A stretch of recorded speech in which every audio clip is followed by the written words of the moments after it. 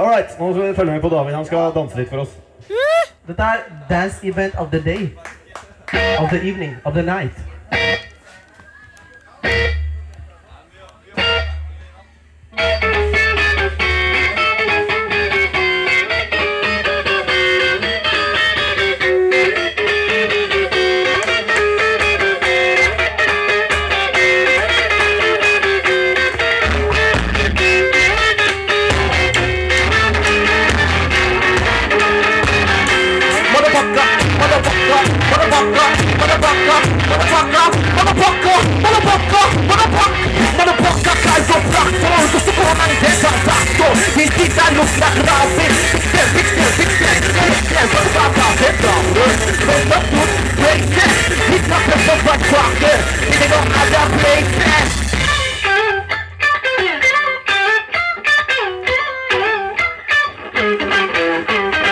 Nothing logical about the food that's economical. Hell no, it is so expensive.